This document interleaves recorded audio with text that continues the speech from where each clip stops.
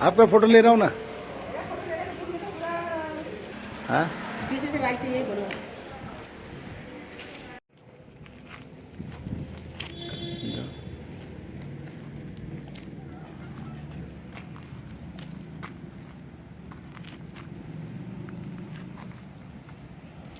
बात आपके साथ क्या बताएंगे, कब से काम कर रहे थे और क्या? हम लोग 2017 नवंबर से काम स्टार्ट किए थे। फिर उसके बाद मैं पहले वर्कर थी और पहली सुपरवाइज़र उप सुपरवाइज़र कुछ और थी, पर उसने गबन किया हुआ था तो उसको तो पालिका वाले सर मैडम पार्षद इन लोग सब हटा दिए थे। फिर मेरी नियुक्ति हुई सुपरवाइज़र में। मैं 5 महीने से सुपरवाइज़र हूँ और मेरा कारण क्या था जो मुझे हटाया गया, मैं कारण पूछना चाहती हूँ। और इसमें से 7 पार्षद और अध्यक्ष भी थे। यहाँ पालिका के कोई सदस्य नहीं थे, ना ही सीमो सर थे और ना ही कोई स्टाफ के सर लोग थे। मैं कारण चाहती हूँ कि मुझे क्यों हटाया गया है। कौन कौन पार्षद थे, क्या उनका नाम मालूम है क्या? इसमें सरोजनी चंद्राकर थी, जो सबसे पहले तो सरोजनी चंद्राकर हमारे सेंटर में आके मुझे डराया धमकाया और कुछ ऐसी बातें की। और 2 बार तो ये क्या बोलते हैं राम प्यारी पार्षद, वो हम दोनों को, मुझे और मेरी एक और सुपरवाइज़र है, यहाँ धमकी दी गई है पालिका में सभी लोगों के सामने। और इसमें से और पार्षद थे जो मुझे उनका नाम नहीं मालूम। ठीक, अभी ये बताइए क्या चाहते हो? मैं चाहती हूँ कि मुझे मेरा पद चाहिए, क्यों हटाया गया है मुझे वहाँ से, मेरा कारण, मैं कारण पूछना चाहती हूँ कि क्यों हटाया गया है। और बिन क्या बोलते हैं बिन कागज़ का ही हटा दिए गए हैं। मुझे बताया नहीं गया था कि आप लोगों को पार्षद पद से सुपरवाइजर पद से हटाना है। हम लोग को तो गुमराह करके बुलाया गया है पालिका। हम लोग को नोटिस भी नहीं दिया गया था हटाने का, हम लोग को गुमराह करके बुलाया गया था। 1:30 बजे आना है, मतलब आना है। आपकी जगह किसी और को रखा गया है क्या? हाँ, मेरी जगह हेमलता साहू को रखा गया है। क्यों इनकी चाहता है क्या? क्या पता, हो सकता है, क्योंकि कल ऐसा हुआ 11:30 बजे उन लोग अपने ड्यूटी से आए। ड्यूटी से आने के जस्ट आधा घंटा बाद सरोजनी चंद्राकर आई और सरोजनी चंद्राकर आई और मुझे डराया धमकाया और ऐसी बहुत सी बातें की। बोलती है कि आप लोग नेतागिरी करते हो, जबकि मैं कोई नेतागिरी नहीं करती।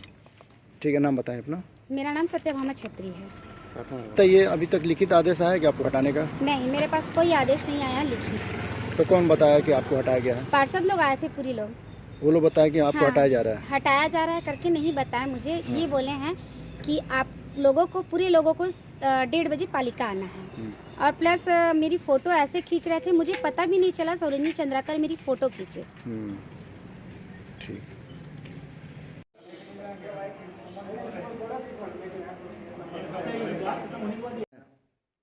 नहीं सर, मेरे को कुछ पता नहीं है कि क्यों निकाले हैं और कारण क्या है, मुझे कुछ नहीं पता। अचानक से मतलब मेरे को बताया गया है कि आपको निकाल दिया गया है करके, और अनीता साहू के द्वारा मेरे से सेंटर की चाबी ली गई है।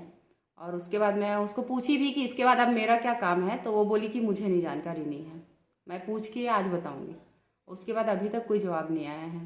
लेकिन मेरे को सुनने में मिला है कि मैं जनप्रतिनिधि लोगों को, कुछ लोगों को नमस्ते नहीं करती, इसके कारण इन लोगों ने मतलब ऐसा निर्णय लिया है मेरे लिए। लेकिन एक चीज़ ये भी सच्चाई है सर, जब इनको नमस्ते किया जाए तो इनके द्वारा रिस्पांस में ये आता है कि मुंह टेढ़ा कर दिया जाता है।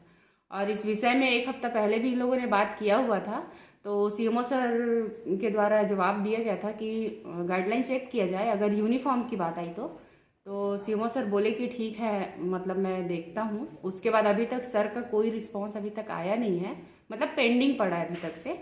और अगर गाइडलाइन में है यूनिफॉर्म की बात तो मैं बिल्कुल फॉलो करूँगी उस चीज़ को, और नहीं है अगर तो फिर इन लोग बताएंगे अपने हिसाब से।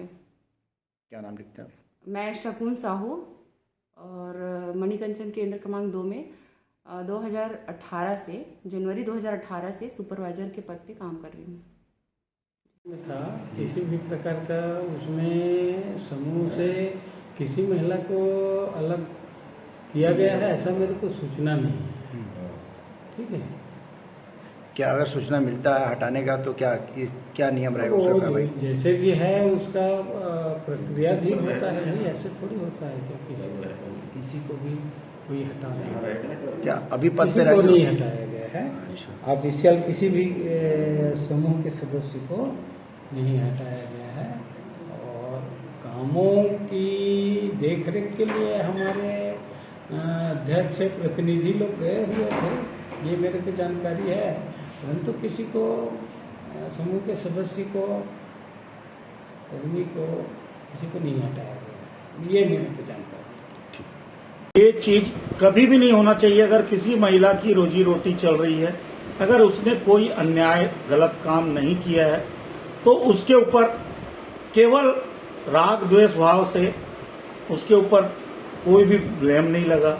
एक तो पढ़ी लिखी महिला है, जिस महिला के ऊपर ब्लेम लगा उसको तो आज तक इन्होंने पालिका क्या नाम उस समिति से निकाल नहीं सके। लेकिन जो सीधी साधी पढ़ी लिखी महिला है, जो अपने काम में नित्य समय से आती है, समय से जाती है, और उसके पास कोई साधन नहीं है, अपने परिवार को इसी जो भी पैसा मिलता है उससे अपने परिवार का भरण पोषण कर रही। तो इस प्रकार से जनप्रतिनिधियों का कोई भी ऐसा कार्य नहीं करना चाहिए जिससे कि समाज में, चाहे वो भाजपा की हो चाहे वो कांग्रेस की हो, हमें कोई राग द्वेष नहीं रहना है। और खास तौर पे भूपेश बघेल की सरकार ने आज तक, आज 4.5 साल होने जा रही है, 4.5 साल में किसी भी से भी, चाहे वो कांग्रेस का कर्मचारी हो चाहे भाजपा का कर्मचारी हो, किसी से भी राग द्वेष नहीं लिया है। और इस प्रकार का अगर कोई करता है